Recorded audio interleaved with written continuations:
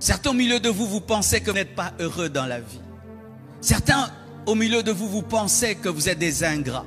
Certains au milieu de vous, vous pensez que vous avez un problème psychologique et vous dites, comment je ne suis jamais heureux? En soi, tu es heureux, mais tu as besoin de plus que ce que tu as. C'est pourquoi Dieu ne permet pas que tu aies ton total bonheur dans ton matériel, dans tes succès, mais que ton bonheur ne soit qu'en lui. C'est pourquoi un homme comme Salomon pouvait dire, vanité de vanité, tout est vanité. Mais Salomon avait tout ce qu'un homme peut chercher. C'est pourquoi un homme comme David pouvait soupirer devant Dieu alors qu'il était un roi. C'est pourquoi un homme comme Moïse pouvait demander encore plus alors qu'il avait vu des miracles extraordinaires. Écoute-moi mon frère, tu peux avoir toutes les voitures du monde, tu ne seras jamais heureux. Tu peux avoir le dernier téléphone, tu ne seras jamais heureux. Tu peux avoir une très très belle maison, tu ne seras jamais heureux. Si c'était ça qui rendait l'homme heureux, Dieu allait envoyer des voitures mourir à la croix et des maisons mourir à la croix. Une seule personne rend heureux. La présence de Jésus. Les voitures et les maisons sans Jésus-Christ ne sont que vanité de vanité. Les beaux téléphones sans Jésus-Christ ne sont que vanité et vanité. Voyager dans le monde entier sans Jésus-Christ, ce n'est que de la vanité. S'habiller bien sans Jésus-Christ, ce n'est que la vanité. Avoir des belles voitures sans Jésus-Christ, ce n'est que la vanité. C'est pourquoi vous êtes étonnés de voir des milliardaires qui se suicident. Pourquoi ils se suicident? Parce que l'argent ne donne pas le bonheur. C'est la présence de Dieu qui donne le bonheur. Et cela sera toujours précédé d'une insatisfaction. Mes frères, Dieu ne nous a pas dit que nous vivrons le paradis sur la terre. Il n'a pas dit ça. Ton problème, c'est que tu es en train de chercher le paradis sur la terre. Il n'existe pas. Mais tu peux vivre le paradis sur la terre en étant dans la présence de celui qui est dans le paradis. C'est ainsi que des fois tu vois un pauvre rempli de la présence de Dieu qui est plus heureux qu'un riche qui n'a pas la présence de Dieu. Je vous dis la vérité. C'est pourquoi pour ma part, l'homme le plus riche du monde, c'est l'homme le plus heureux. Ce n'est pas l'homme qui a le plus d'argent. Elon Musk n'est pas l'homme le plus heureux du monde. C'est l'homme le plus riche du monde, mais n'est pas l'homme le plus heureux. Donc, ce n'est pas l'homme le plus riche du monde. L'homme le plus riche du monde, c'est celui qui est heureux. Et ne peut être heureux. C'est seulement l'homme dont l'esprit est rempli de la présence de celui qui l'a créé. La présence de Dieu.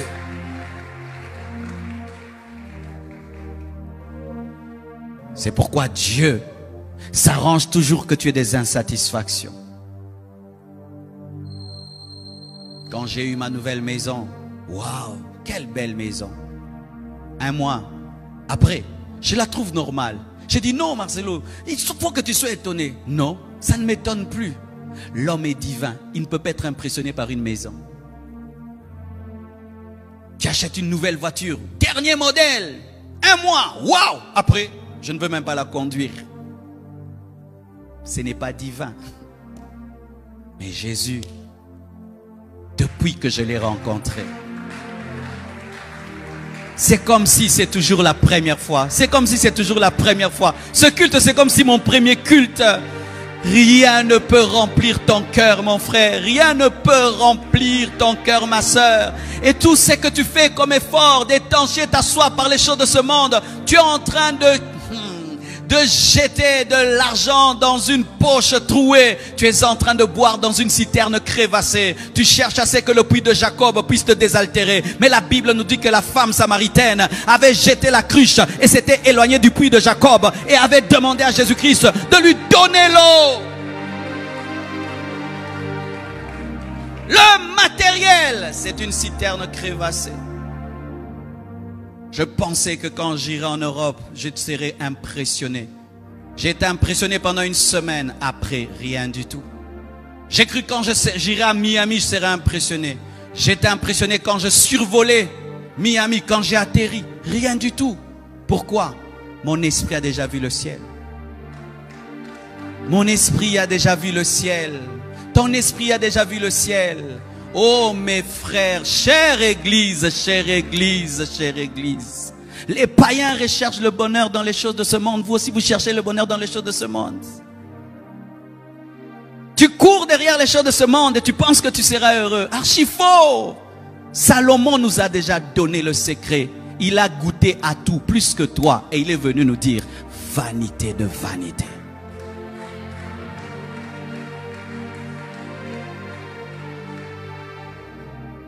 Quand ces choses sont sorties, j'ai vu quelqu'un qui l'avait.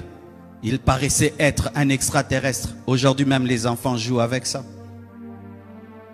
Mais il y a des gens qui ont cru que le jour qu'il aurait un iPad, il serait heureux. Aujourd'hui, les enfants jouent avec. Tu cherches quoi? Tu cherches quoi? Tu cherches à remplir un trou sans fond. Mais il y a quelqu'un qui peut remplir ta vie. Mais tu n'es pas conscient de lui.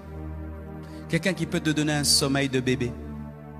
Qui peut te donner une paix, une vraie paix.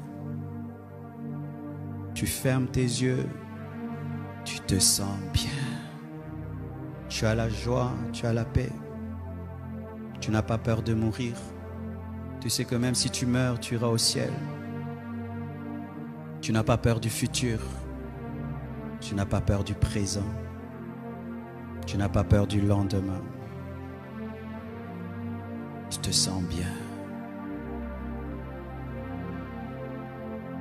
Quand la femme samaritaine a compris cela, elle a jeté son vase.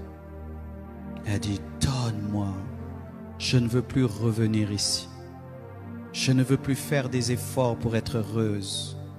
Je veux un bonheur qui coule tous les jours de mon cœur. Donne-moi ça.